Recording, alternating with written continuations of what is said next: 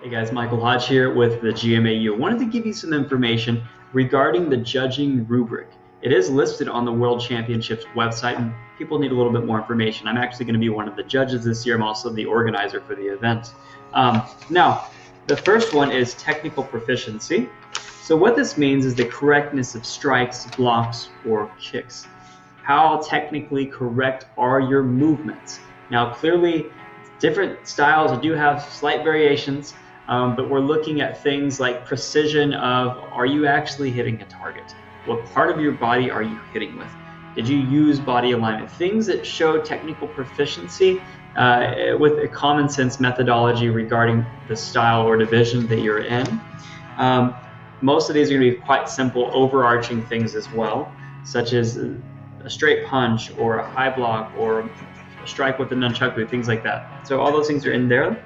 Power, strength, intensity, effort. Power, how much effort are you putting into these strikes?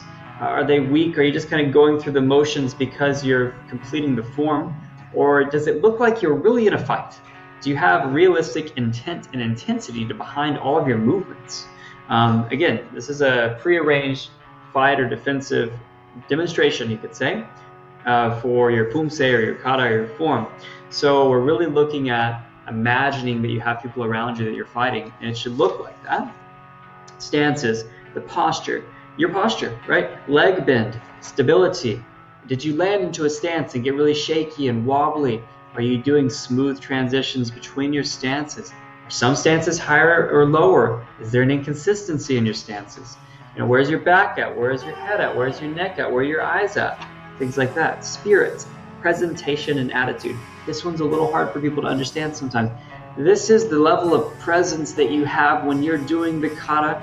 We will be able to see it and feel it even through a video. The yells that you have, your breathing pattern, where you're looking at. If you have a smoldering and intense type of look, or you kind of like looking all over the place, like looking up, trying to remember what movements to do next. Okay, so spirit is the overall presence that you have. In the presentation, you might have some aesthetic movements. You might have some things that are a little bit more artful.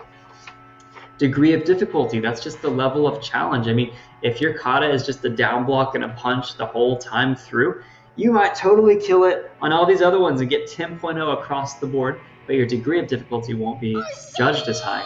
So degree of difficulty, maybe you want to do the same kata that everyone else is doing, but you change a few things up and make it your own. That will make it more difficult, right?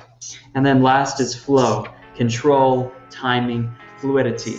This is really about legato. This is about making sure all of the notes are connected whenever you're doing a form. You don't want to have a really choppy and robotic type of kata.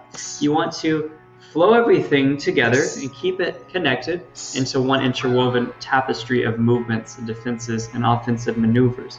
So that's really what flow is in the judging rubric. So that's our judging rubric. This is applied to all of the divisions. Your judges are going to have their own wisdom and experience and backgrounds that they apply and use to judge the best that they possibly humanly can.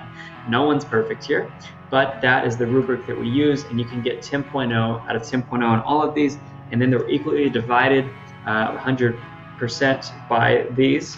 There are 6 of them, so that's how it works. There's a perfect weighted level. Each of the 6 have the same weight. Please go to this URL link to find out more information and to register to compete in the event.